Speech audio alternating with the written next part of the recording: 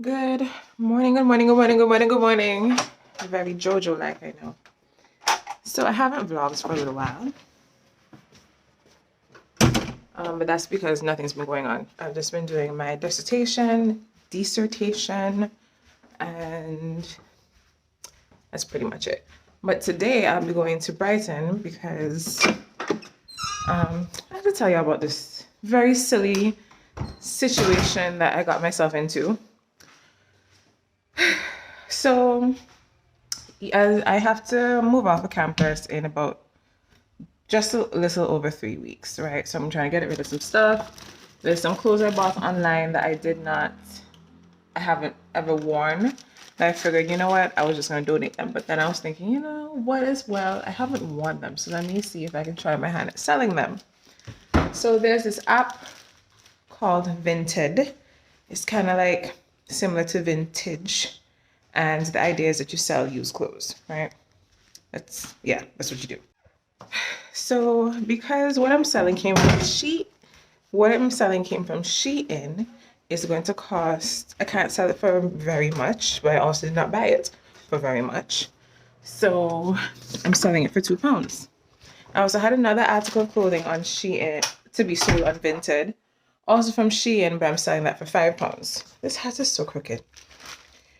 Anyway, so the £2 one sold, and ordinarily that would be fine, but I did not know that I could not mail it through like Royal Mail because there's a Royal Mail post office right on campus.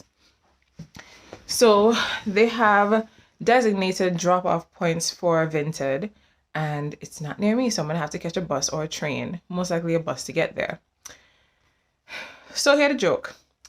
I'm selling this thing for £2, but the price for the bus is £3.60. So I'm making a loss. So I'm going now to practically do somebody a favor. Me just get some Bex and just take off the other thing for £5 because it's just not worth it. I think if I was selling in bulk, or well, if I was selling multiple pieces at the same time, because they give you a certain amount of days to drop off the item.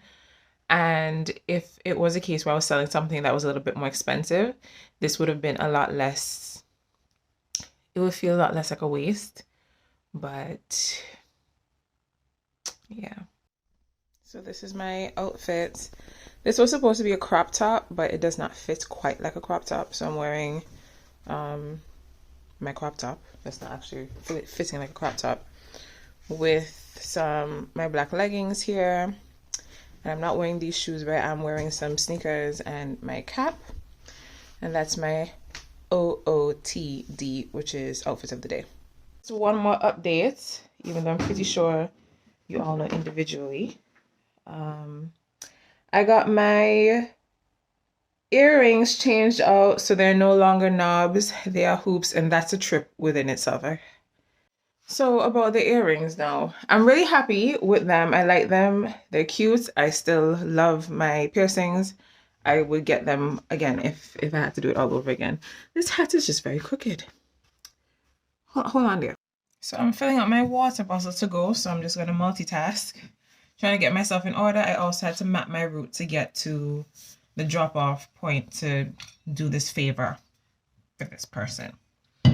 So anyway, I had in the knobs, and about 2 weeks or so before I changed my rings, my knob, it was feeling the top one that I did with the gun. So just a refresher, this one was done with the gun, this one was done with a needle.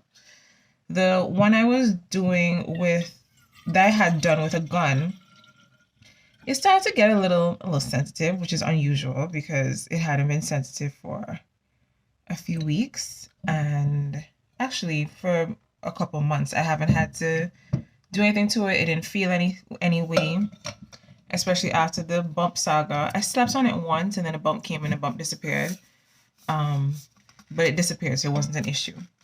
The one at the bottom healed.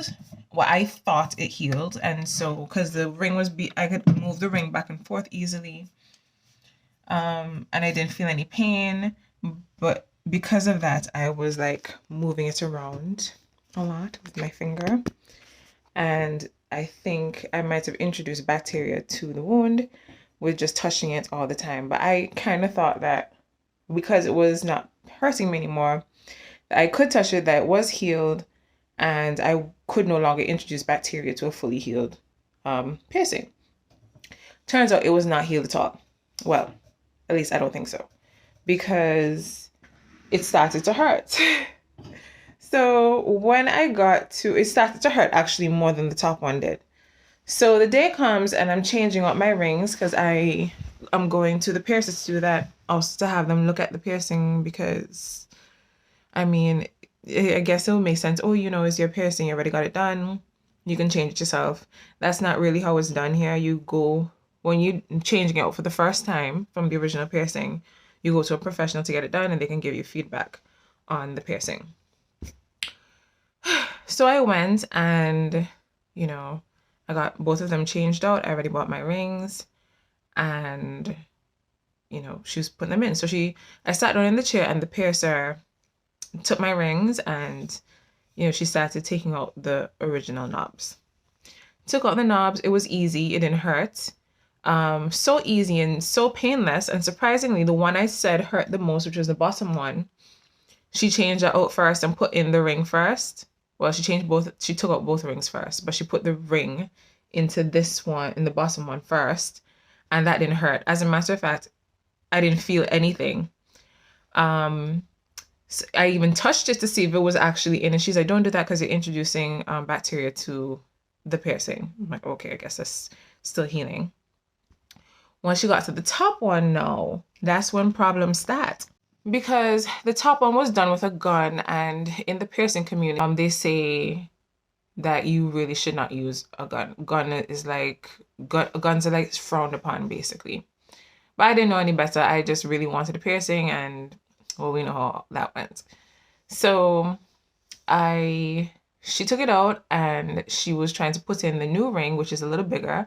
And I'll insert the video to show you the difference between the one I got pierced first, which is the ring at the top of the video I'm about to show you, and the one at the bottom was what they use when you're piercing with a needle. It's actually thicker, not a little thicker, it is thicker.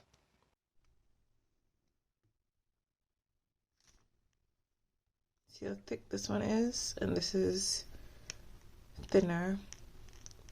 Right, so they all say, because I've been doing a lot of research on piercings, that it's bigger to get a bigger ring the first time around when you're initially piercing, because it's easier to downsize a cartilage piercing than it is to upsize a cartilage piercing. I'm currently upsizing right now because my initial, by the hook or by the crook, I am upsizing because my initial piercing was a really small ring, or smaller than advised. So sis was like, oh, you used the gun. And I'm like, yeah, I did. And so she tried to put the ring in from the front. Like, I guess that's what is normally done. And I imagine so. When I put in earrings, I usually go in from the front too. And that was hurting like a mofo. It hurt. It was worse than the piercing itself. Couldn't get it in. So she cleaned it off, recalibrated, tried from the back. And that, I'm so sorry. Did I say the front hurt worse than the piercing? I meant the back work. Actually, the whole idea, the whole situation with my top piercing, that hurt more than the piercings combined, right? And the second one hurt quite a bit. So, she was making sure she gets this ring into my ear, and it was hurting. I could have cried, but I didn't cry because I guess it was not painful enough to cause a tear, but it was painful enough for me to see my life flash before my eyes.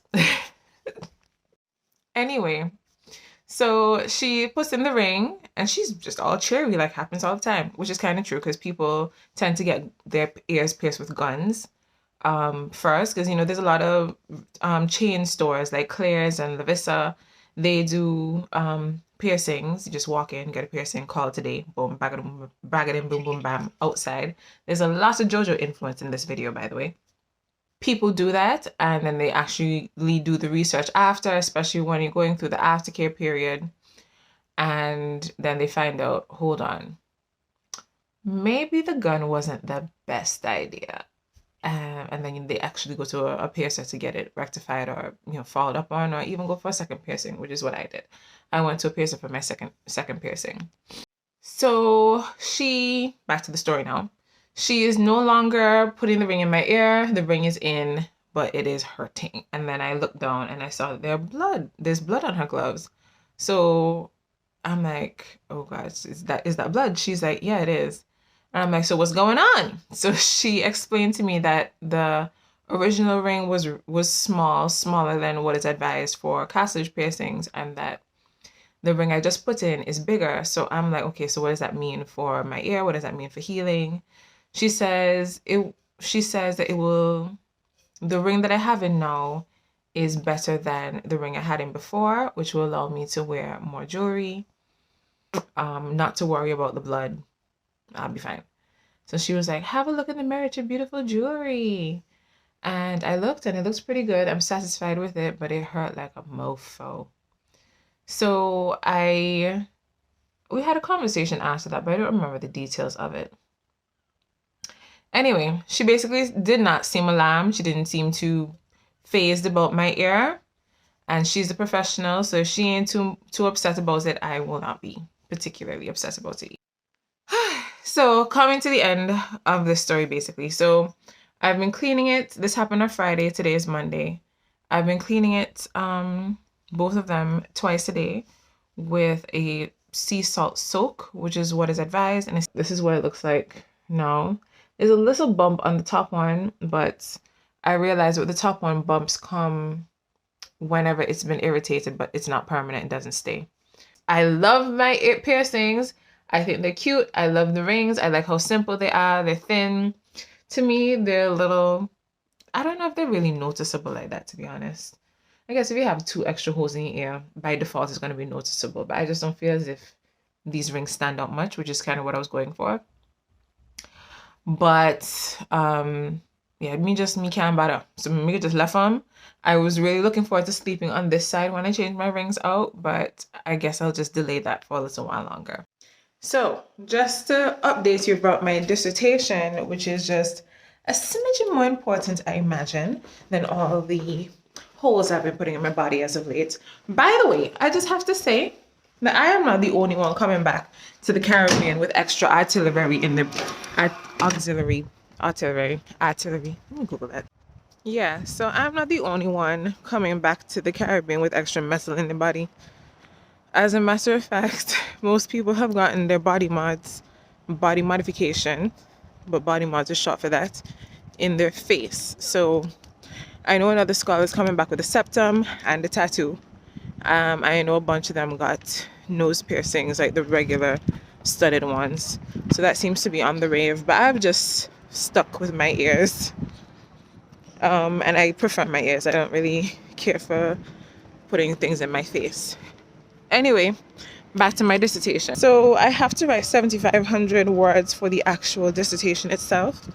It's 8,500 total, 500 for my extended proposal, which I've already done, and 500 for my reflective piece, which I'm in the process of doing, but these two are essentially separate from the actual research project, which is 7,500 words. So right now I'm at 6,644.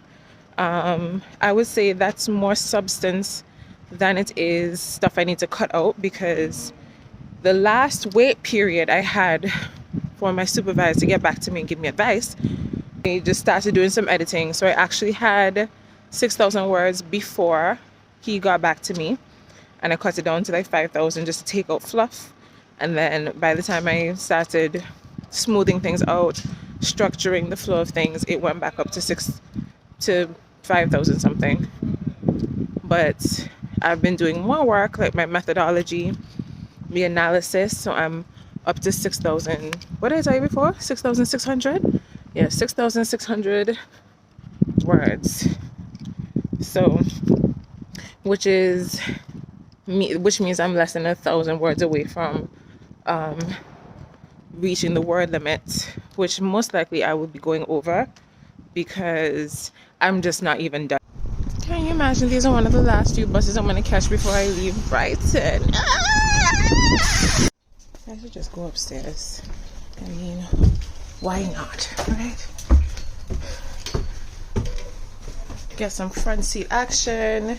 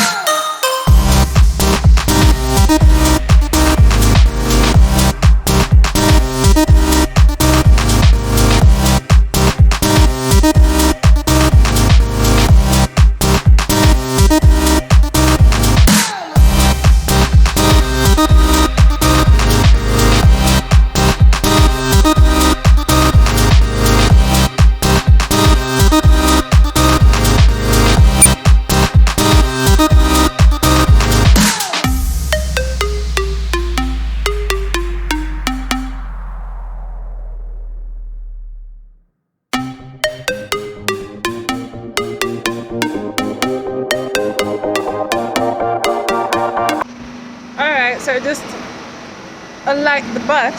lighted the bus. I just came off of the bus. So I'm now going to find the convenience store, which is supposed to be to my left, 2 roads up. So we'll see about that. And drop off this thing and then head back to town. Well, head to town. So here I am, grocery shopping.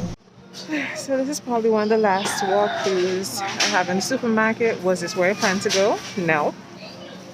But I really did not feel like walking. I didn't feel like going to Brighton. And just to give that package up, it just took so much effort. I just did not bother. So didn't bother go to town. So I'm just going to pick up my essentials. Well, pizza's not essential, but the tomatoes and the milk and stuff are. And just some food just to get me by for the rest of the 3 weeks I have here, and some snacks, because I never seem to have any snacks, which would either be a good thing or a bad thing. So I'm back at my flat. My good deed is done, but I did not go to the beach. I did not go to the city center because, as you can see, I'm shining because it is hot, like the devil's armpit. What's going on my eye? Where's that red? As Michelle would say. So I did some grocery shopping instead because I still had to pay the £3.60 for the bus ticket, so I wanted to get my money's worth. All of this came up to £23.13. I would knock off a 50 pence off of this because I bought 2 bags to carry them in because my plan was not to go grocery shopping. My plan was to go to the beach after I did my good deed for the day, but that did not happen because it's just really hot and the beach is not really any cooler. It only gets cooler if you go into the water. Really, that's kind of how that works here. So I did not do that, and so I just picked up some essentials so I can get my money's worth. But my point is, though, if I bought all of these things, the same amount of things, the same exact things last year, October, this would have been about 13 pounds, 14 pounds maximum. So food prices have definitely increased.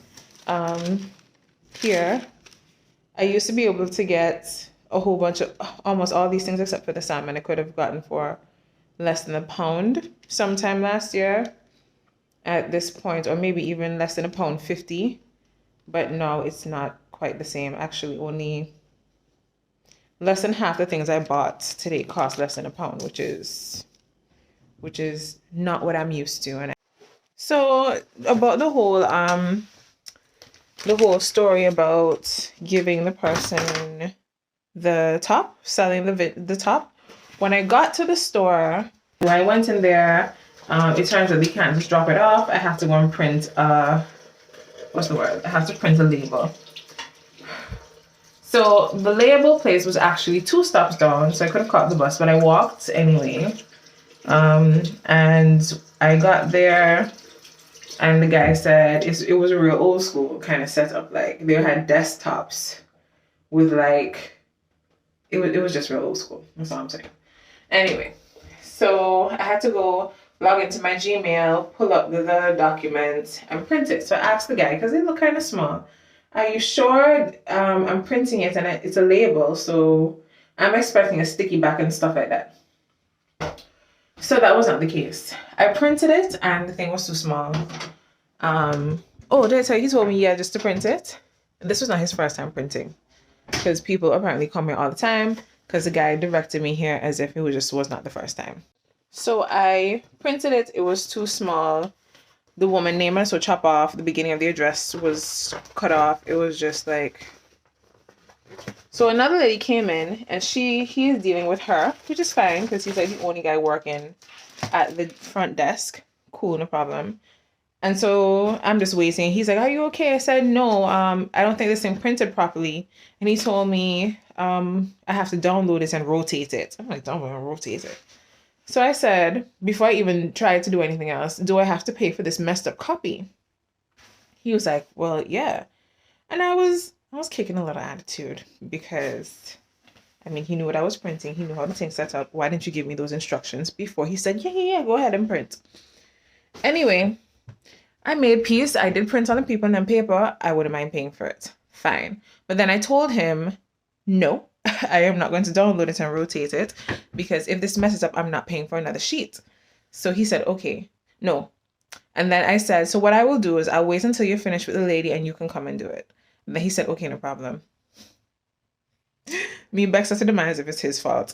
I checked myself a little bit after that. He came, he downloaded it. He did not rotate it, by the way, but he did adjust it a little bit. He made it bigger, and then he printed it. It's some of the stuff still cut off, but it wasn't like important information. The address was clear, the barcode was clear, and that was what was most important. So because I think 1,000 miles ahead, I already figured that just in case this printing thing was not did not have adhesives, that I would just walk with my tape and scissors and just tape the subman to the package before I get into some other drama where I have to go to a stationery store and buy stuff that I already had. So when he printed off the label, it was a good full sheet of paper. Apparently, you have to cover the package as much as you can to conceal it, I guess, which is fine. So I used all the paper. I should have taken a video. It was a very good job, or taken a photo at least. And I covered 85% of the package with my skilled folding abilities of both the package and the paper around the parcel. And then I took the bus, because it's hot. And I took the bus to two stops up the road, walked back up the hill to the convenience store, dropped it off, messaged the girl, tell her I just posted it. Hope you enjoy it. And that is it. Now, I just want to say as well that vintage is not a bad concept. It really isn't. It's just that two criticisms I would have. One is not really even a criticism. The first criticism, the only criticism is that it is not the label printing instructions that they send you when you make a sale. They're not clear. So there's this place called, I'm gonna just spell it because I don't know if it's a pronunciation or not, if it's a word, EVRI postage. And they have like a little station there where you can print off labels and stuff. And that is what was said in the communication to me from Vinted when they said that my item sold. So when I went to the convenience store and I said I had something to ship for Vinted, they told me, okay, go to the little blue machine and print off your label because you have a label to print off. And I did have a label to print off. And also the store said on the Vinted website, it said that store did printing for the EVRI label. They keep telling me about this EVRI label. So when I got to the label printer thing, that is when the guy told me, oh, do you have a QR code? I'm like, I have a barcode. He's like, okay, that's not what you need. You're going to have to go to the computer store and get it printed off at that place. And he directed me to where that place was. So this is a very chatty video. I'm sorry. So that communication there is a bit misleading because you do not actually print at the store the label that Vinted actually sends to you. They sent me one that required like a regular old-fashioned printed one that you need to stick on yourself. The other issue with it, which is more like a piece of advice and not necessarily criticism, is that it's worth it if you're selling something of a certain value. Because today I definitely made a loss because I spent £3.60 to go to town and spend 90 pence on printing. Mind you, the first thing I printed was incorrectly done. So I basically spend, oh God, I'm going to try and do this math spontaneously. Give me a second. I could do this. So 360 plus 90. You need 40 pence to make £4 and then 50. So £4, 50 pence to send off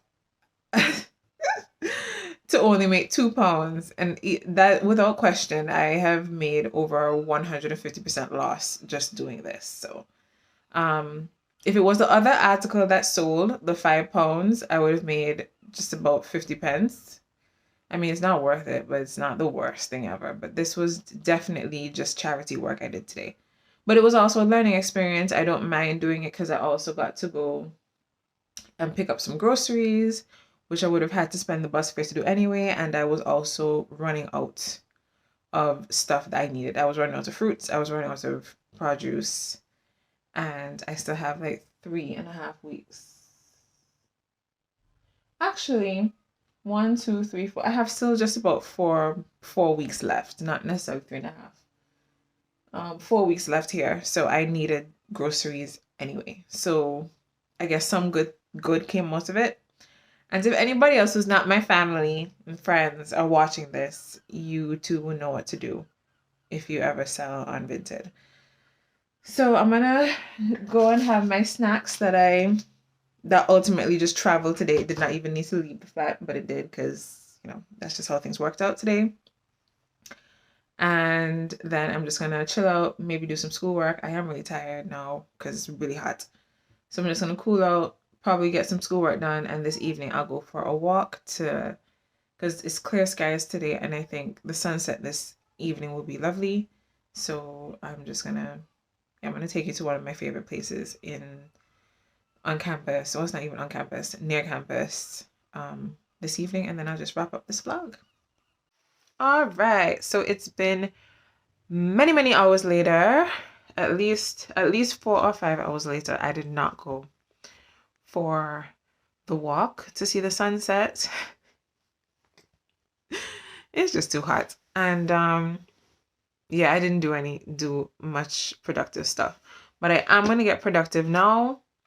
It is minutes to 10, so I'm gonna get my work on. And that's it for this vlog. So until Thursday, I will see you in the next one. Okay, bye.